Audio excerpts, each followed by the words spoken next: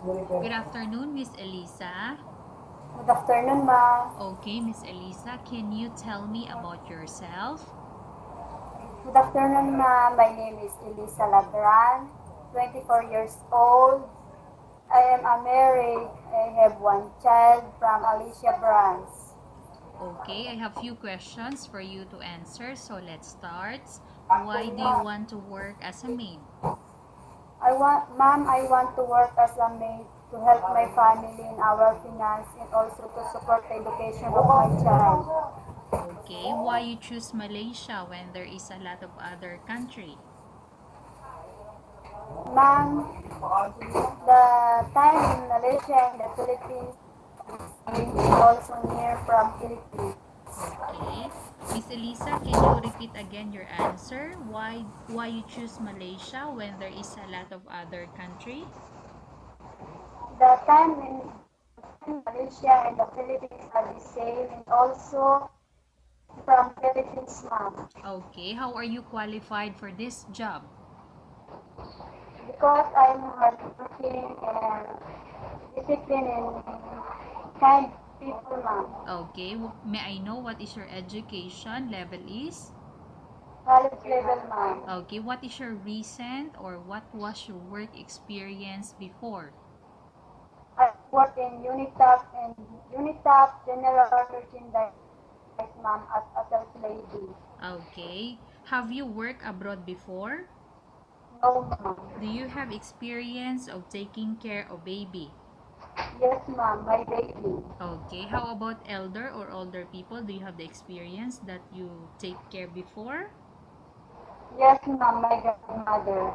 Okay, how old is your grandmother that time when you took care of her? 56, ma'am, and now she's 60 years old, ma'am. Okay, do you have any other special skills? Yes, ma'am, like dishwashing, babysitting, cleaning, ma'am. Okay, are you willing to learn new skills?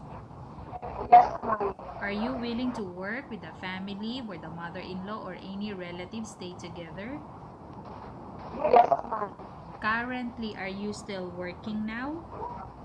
No, ma'am. Do you know how to cook? Yes, ma'am.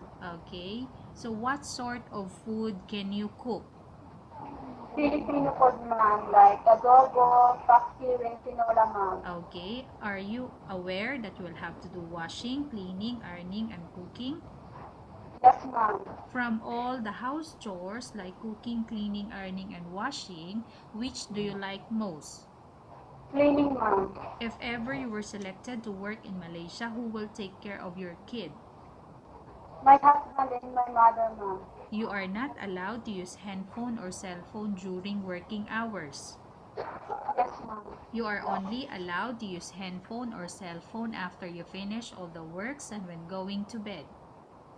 Yes, ma'am. You are strictly needed to surrender the handphone to your employer in the morning, and your employer will return back to you once you're going to bed.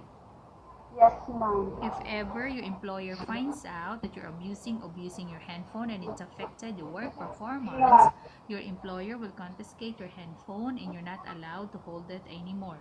Instead, your employer will allow you to call to your family 3 times in a month. You're only allowed to bring normal phone and you're not allowed to bring smartphone. Are you agreed for the terms and condition? Yes, ma'am. Are you agreed to the rules and regulation for the handphone? Yes, ma'am. How many years is the contract as you agreed and understand? 2 years, ma'am. Can you describe for me your ethics or your attitude? Um, I'm hardworking, disciplined, honest, and kind person, ma'am. Okay, how can you assure to us that you will work hard in Malaysia?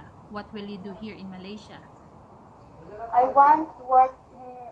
I want work in Malaysia to help my family in our finance and also to support the education of my child, ma'am. Okay, can you promise not to use a telephone without the permission of your employer? Can you promise?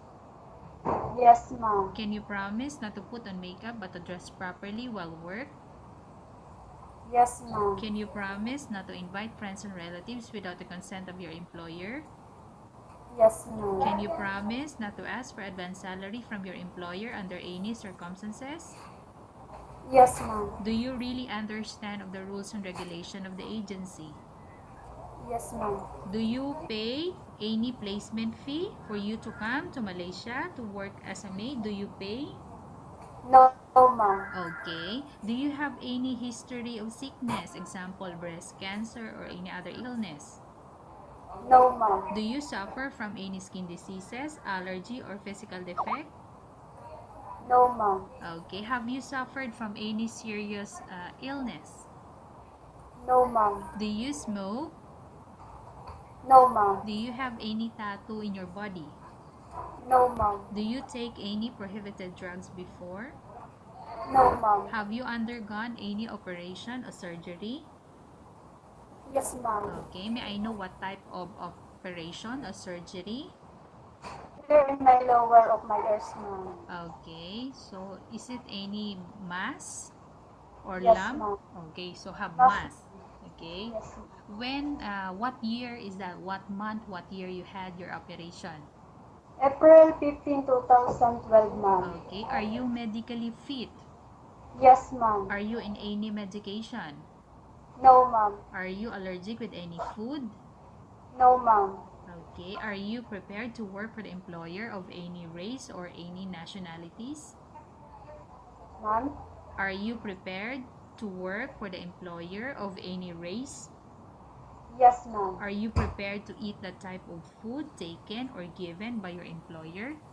Yes, ma'am. Are you afraid of being left alone in the house? No, ma'am. Are you afraid of dogs or other pets?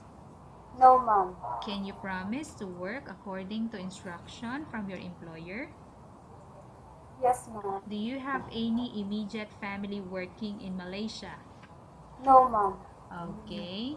Miss Elisa, we have finished our question section. Let's go to case study. I have a case study for you and I want you to answer me truthfully. Upon arrival in Malaysia within 6 months, if ever any of your family members pass away, what will you do? Will you continue to work till finish your contract or you will go back? I will work continue until I finish my contract, ma'am. Okay, tell us about yourself and why do you want to work in Malaysia as domestic helper? My name is Elisa Lagran, hardworking person, disciplined and honest. I want to work in Malaysia to help my family in our finance and also support the education of my child, ma'am. Okay, Miss Elisa, what do you want to tell to your employer who's watching your video? Good afternoon, ma'am. Please choose me as a maid because I am a hardworking, disciplined, honest person. I want to help my family in our finance and also I will support the education of my child, ma'am. Okay, thank you very much, Miss Elisa. We will update your agency if there's any selection made by the employer.